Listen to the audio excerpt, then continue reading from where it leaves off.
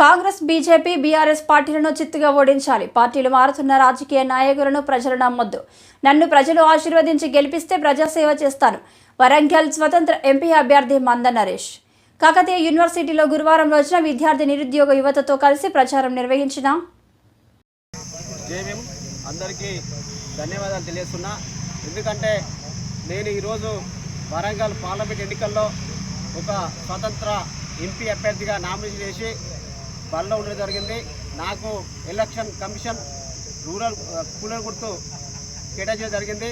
మీరంతా కూలర్ గుర్తు పైన ఓటేసి నన్ను భారీ మెజార్టీతో గెలిపించాలని చెప్పి వరంగల్ ప్రజలందరినీ కోరుతా ఉన్నా. ఎందుకంటే నేను నిరంతరం విద్యారంగ సమస్యలపైన, విద్యార్థుల పక్షాన, నిరుద్యోగుల పక్షాన, నిరుద్యోగ యువత పక్షాన ఉండి ఈ జిల్లాలో అనేకమైన పోరాటాలు చేసిన సందర్భాలు నాకు ఉన్నాయని చెప్పి సందర్భంగా తెలుస్తున్నా. విద్యార్థుల తల్లిదండ్రులు ఏదో పనిలో ఉన్నా కానీ నేను మాత్రం విద్యార్థుల కోసమే నిరంతరం పోరాడిన వ్యక్తిగా నేను కోరుతా ఉన్నా. పార్టీలు మారే రాజకీయ నాయకులు నమ్మద్దు, నమ్మి మోసపోతా అని చెప్పి నేను తెలియజేస్తున్నా. పూటకో పార్టీ, పూటకో మాట చెప్తూ ప్రజలను తప్పుగా పట్టిస్తున్నటువంటి రాజకీయ నాయకులు ఎవరు ప్రజలు నమ్మి మోసపోవద్దని చెప్పి, ఓటేసి మోసపోవద్దని చెప్పి నేను తెలియజేస్తున్నా, కోరుతా ఉన్నా.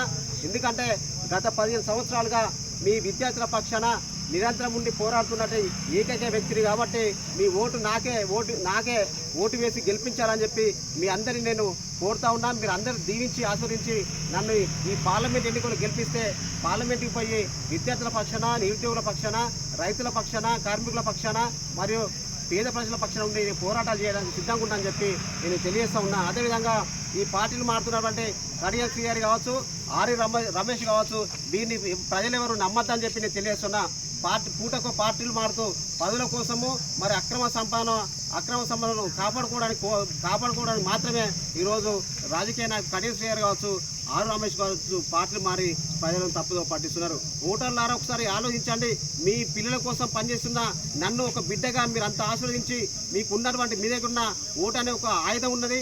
ఆ ఓటు అనే ఆయుధాన్ని నాకు ఉపయోగించి, నాకు కేటాయించి, నా కూలర్ గుర్తుపైన ఓటు వేసి నన్ను భారీ మేరతో గెలిపించాలని చెప్పి నేను మనస్ఫూర్తిగా కోరుతా ఉన్నా.